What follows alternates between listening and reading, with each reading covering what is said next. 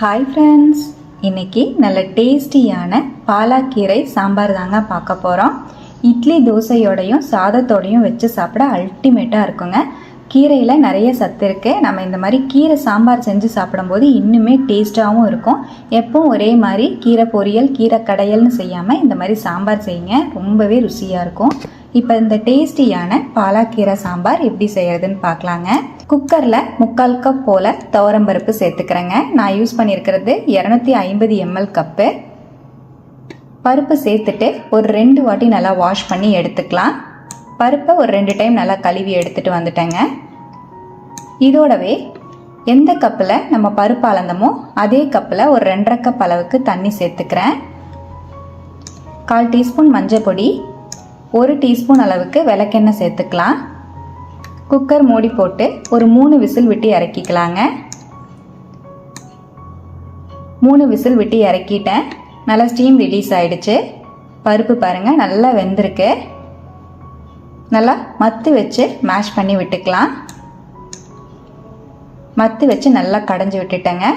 அங்கங்கே பருப்பு இருக்கும், ரொம்பவும் நைஸாக கடையிறதுனாலும் கடைஞ்சிக்கலாம். நான் கொஞ்சம் அங்கங்கே பருப்பு இருக்கிற மாதிரி தான் கடைஞ்சிருக்கேன். நம்ம சாம்பாரோட சாப்பிடும்போது டேஸ்ட் ரொம்ப நல்லாயிருக்கும். இப்போ நம்ம பருப்பை கடைஞ்சி வச்சாச்சு. நான் ஒரு கட்டு அளவுக்கு பாலாக்கீரையை நல்லா சுத்தம் பண்ணி வச்சுருக்கேன். கப் மெஷர்மெண்ட்டில் ஒரு 2 கப் அளவுக்கு பாலாக்கு வருங்க. பேனில் ஒரு டேபிள் ஸ்பூன் ஆயில் சேர்த்துக்கலாம்.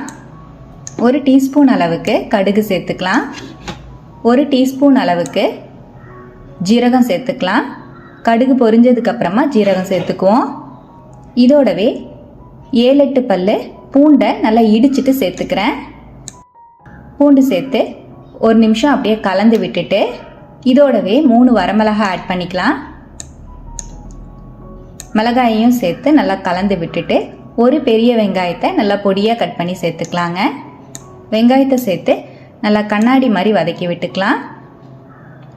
வெங்காயம் நல்லா வதங்கி வந்துருச்சு. இதோடவே 1/4 டீஸ்பூன் போல் மஞ்சள் பொடி சேர்த்துக்கலாங்க. 1 டீஸ்பூன் மல்லிப்பொடி சேர்த்துக்கலாம். 1 டீஸ்பூன் மிளகாய் பொடி சேர்த்துக்கலாம். உங்கள் காரத்துக்கு தகுந்த மாதிரி நீங்கள் மிளகாத்தூள் சேர்த்துக்கோங்க.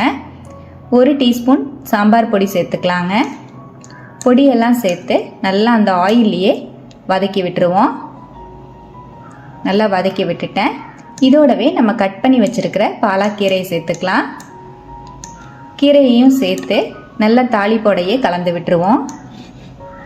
நல்லா ஃபுல்லாக மிக்ஸ் பண்ணி விட்டுட்டு கீரை சுண்டி வர மாதிரி நல்லா கலந்து விட்டுக்கலாங்க. கீரையிலேருந்தே நல்லா தண்ணி விடும். இப்போ பாருங்கள், ஒரு 2-3 நிமிஷம் போல் மீடியம் ஃப்ளேம்லேயே வச்சு நல்லா கலந்து விட்டுட்டேன். கீரை நல்லா சுண்டி வந்துருச்சு பாருங்கள். இதோடவே ஒரு 2 டேபிள் ஸ்பூன் அளவுக்கு தண்ணி சேர்த்துக்கிறேன். நம்ம கீரை வேகறக்காக மட்டும்தான் தண்ணி ஊற்றுறோம், அதிகமாக தண்ணி சேர்க்கக்கூடாது.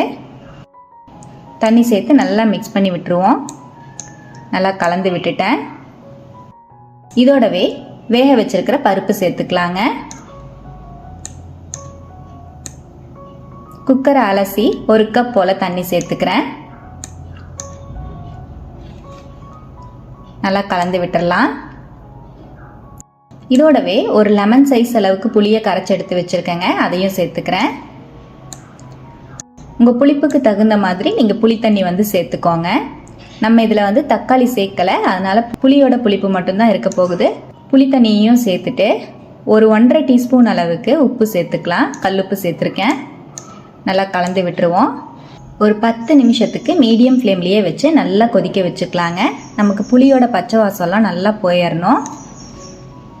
இப்போ பாருங்கள், ஒரு 10 நிமிஷம் போல் நம்மளோட சாம்பார் கொதிச்சிட்ருக்கு. நல்லா கலந்து விட்டுக்கலாம். நான் வீட்டில் அரைச்ச சாம்பார் பொடி தான் யூஸ் பண்ணியிருக்கேன். அதில் பெருங்காயத்தூளெல்லாம் சேர்த்துருக்கிறனால நான் எக்ஸ்ட்ராவாக பெருங்காயப்பொடி சேர்க்கலை. நீங்கள் கடைசியாக பெருங்காயப்பொடி சேர்க்கறதுனா ஒரு 1/2 டீஸ்பூன் பெருங்காயப்பொடி சேர்த்துக்கோங்க. அவ்வளோதான், நம்மளோட சாம்பார் சூப்பராக ரெடி ஆகிடுச்சு பாருங்கள். அவ்வளோதான், நம்மளோட சூப்பர் டேஸ்டியான பாலாக்கீரை சாம்பார் சூப்பராக ரெடி ஆகிடுச்சு. நல்லா கலந்து விட்டுருவோம். ரொம்பவே சூப்பரான இந்த பாலாக்கீரை சாம்பாரை நீங்களும் கண்டிப்பாக ட்ரை பண்ணி பாருங்கள். இட்லி தோசையோடையும் சாதத்தோடையும் வச்சு சாப்பிட அருமையாக இருக்கும். சாதத்தோடு சாப்பிடும்போது நெய் விட்டு சாப்பிட்டு பாருங்கள், ரொம்பவே சூப்பராக இருக்கும். கண்டிப்பாக இந்த டேஸ்டி அண்ட் ஹெல்த்தியான பாலாக்கீரை சாம்பாரை நீங்களும் ட்ரை பண்ணி பாருங்கள்.